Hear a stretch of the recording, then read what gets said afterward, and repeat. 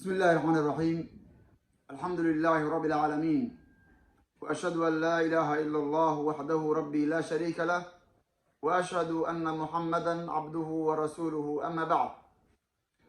سؤالوا ولا ليال ومركلة يفيديو كلاوي وحيسو قاري ولا ليال كليب يفيديو ولا صدوا بي فيديو قاس يا كليب كاسنا وحا وكاد لايو إلى فيريا أو إلى داو نجمة أبو كر نور ومهر كذي هاي كنتم جرام أو ذهب waxaan rajaynayaa walaalayaal inaad daawateen oo fiirsateen kilibka iyo fideoga. waxaan rabaa si guud horta inaan ugu hambaliyeeyo walaalka guursaday iyo walaasha is guursaday. maxaa yeelay Soomaalidu waxay yiraahdaan guur laguma khasaaro. waxaan rabaa walaalayaal fariintan inaan gaarsiiyo oo u diro walaalkaas lagu mahariyay gabadhaas ayaan doonayaa inaan gaarsiiyo fariintan. ninkaanu waa ninkii gabadh horay soo furay oo ilmo u dhashay ay is aflagaadeeyeen oo is caynayeen social mediaha ayadoon waxba la isku reebanayn oo wax walba laga wada hadlayo oo laga sheekeysanayo. gabadhaas iyo wiilkaasuna waxay ahaayeen hooyo iyo aabe isku dhalay ubad. waxay ka wada hadleen oo ka sheekeysanayeen isku caynayeen isku aflagaadeynayeen wax walba oo gogashooda iyo gurigooda khuseeyo ku saabsan. arrinkaasu marka arrin bulshada Soomaaliyeed dadka muslimiinta ah waxgaradka wuxuu ku noqday wadna taabad ayuu ku noqday wax aad looga xumaado oo qof kasta oo waxaas looga sheekeeyo ama loo daaraahi uu isugu noqo oo dhidid waaweyn oo uga imaado ayay noqotay. taasi way dhacday.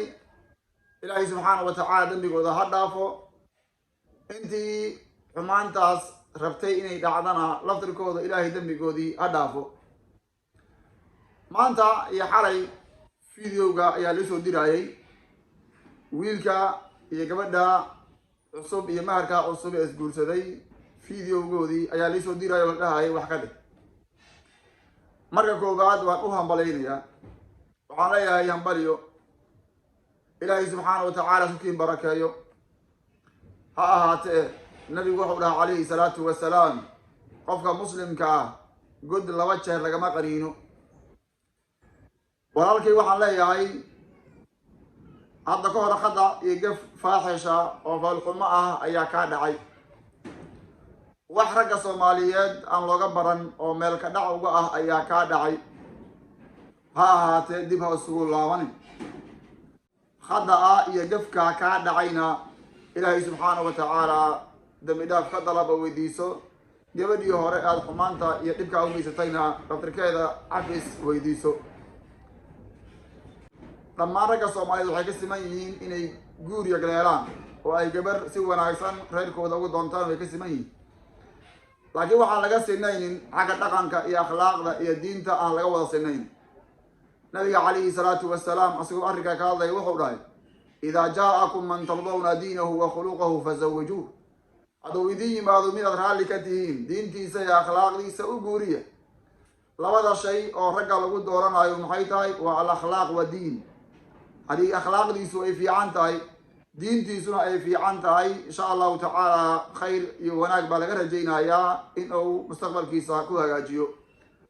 laakiin haddii akhlaaqdiisa iyo diintiisu ay bahdilan tahay oo akhlaaqdiisu iyo diintiisu ay hooseyso oo uusan diin lahayn akhlaaq uusan lahaynin ninka noocaasa xadiidka mafhuumkiisu waxa weeyaan yaa loo guurin. hadduusan akhlaaq lahayn diinna lahaynin qofka noocaas ayaan loo guurinin weeye. akhlaaq xumo ka weyn ma jirto ragga iyo ninku inuu ka sheekeeyo oo ka hadlo gabadhii u dhaxday oo carruurta u dhashay oo gogol la soo qaadatay oo wanaag iyo khayr soo wada dhex maray in xumaanteedii iyo dhibaatadeedii iyo wax walba uu ka sheegay waxa weeyaan waa wax fool xumo ah oo akhlaaq xumo ah oo mujtamaca iyo qofkaasu reerka uu ka soo jeedo dhammaantood xataa bahdil u ah oo ceeb u ah. sidaa darteed marka waxaa la rabaa waxyaabaha noocaasa in laga waantoobo. beryahan dambe waxaa aad u fara badan rag dhalinyaro ah, qaarkood odayaal ah, oo ku xadgudbaaya gabdhaha Soomaaliyeed. qaar ayagoo qaawan soo duubaya oo social media soo dhigaya. qaarkood waxaad arkaysaa asagoo dhaaranayo dhahaya ilaahay baan ku dhaartaye kitaabkaas qur-aanka soo ubajidaa gacantan ku saaraya sawirkaago qaawan isoo dir. subxaan allah, laa xawla walaa quwata illa billah. waxa aad ku dhaaranaysa kalaamkii ilaahay waay, waxa aad dalbanaysana waa qof qaawan sawirkeedu waay. laa xawla walaa quwata illa billah. kitaabka qur-aankaad ku dhaaranayso xataa meel ka dhacay arrinkaa u tahay. laa xawla walaa quwata illa billah. war qof waxaad noocaasa samaynaya qofkaasu maankiisa iyo maskaxdiisu xaggay jirta. laa xawla walaa quwata illa billah. waxaad arkaysaa yacni gabdho Soomaaliyeed oo iska oynaya, iska dhibaatoonaya, iska murgaya, kana murgaya rag Soomaaliyeed oo dhibaato ku ah. waxaan leeyahay gabdhaha Soomaaliyeed ha loo arxamo, ha loo naxariisto. ragga Soomaaliyeed waxay ahaayeen kuwa ku magacaaban oo ku suntan dulqaadka iyo wanaagga ay ahaayeen wey. ninka ragga waxaa la rabaa inuu adkaysi yeesho. ninka ragga waxaa la doonayaa inuu dulqaad badnaado. ninka ragga waxaa la doonayaa inuusan la tirsan qof dumar ah. maxaa yeelay erey kama dheereeyo, ragna dumar kama hadal badna weeye. marka qisadaanu marka iyo fideogani wuxuu si gaara u khuseeyaa walaalkay oo isa daawanay oo aan isa aragnay oo maharkiisa guurkiisa cusub soo diray video kasoo duubay. waxaan leenahay allah ku barakeeyo, laakiin akhlaaqdii iyo xumaantii kaa soo baxday hadda ka hor inaadan dib damba ugu laaban oo aadan mar damba ku soo celin, oo gabdhaha Soomaaliyeed si guud sharaftooda aad u ilaaliso. maxaa yeelay hooyo adigay ku dhashay, way ku dhalatay, adiga xataa ma doonaysid reerkaaga iyo ehelkaaga qof ka mid a sida in loo ceebeysto ma doonaysid. tama waxaan malaynayaa in gabdho ku dhashay ay jiraan oo la qabo oo reero ah, laftirkooda raggaas qaba inay saa usoo duubaan in xumaantooda ka sheekeeyaan ma doonaysid, kumana farxaysid. saas oo kale gabadh adiga aad furaydo oo kaa tegaydo aad wax ka sheegaydo waa tii ku dhalatay oo kale. mid hadda kuusoo xero gashay oo maarkeedu kugu dhacay oo mas-uuliyaddeeda adiga aad qaadayna taasay lamid tahay inaad dhowrto qalbigeeda oo aad ilaaliso oo xumaanta aad ka ilaaliso oo aad dareento mas-uuliyadda adiga aad leedahay intay la eg tahay. mas-uuliyaddu wax sahlan ma aha. waxaa la rabaa in aadan dib dambe aadan ugu laaban xumaanta noocaas. gabdhaha si guud waxaan u sheegayaa nabiga calayhi salaatu wasalaam dardaarankiisa qaata. nabiga calayhi salaatu wasalaam wuxuu leeyahay idaa jaa-akum man tardawna diinahu wa khuluqahu fazawijuu. hadduu idiin yimaado mid aad raalli ka tihiin diinkiisa iyo akhlaaqdiisa u guuriya. labada meelood oo laga fiirinayo ragga waa maxay? labada meelood oo ragga laga fiirinayo waa addiin waalakhlaaq. diin iyo akhlaaq baa laga eegaya. haddii diintiisu qofkaasu ay fiican tahay oo diinta ku dhaqmaayo, akhlaaqdiisu ay fiican tahay, yuusan bahanti iyo wax kala lahaanine qofka noocaasa waxa weeyaan waa qof wanaagsan. waa dardaarankii rasuulka calayhi salaatu wasalaam, waana ku barakoobaya.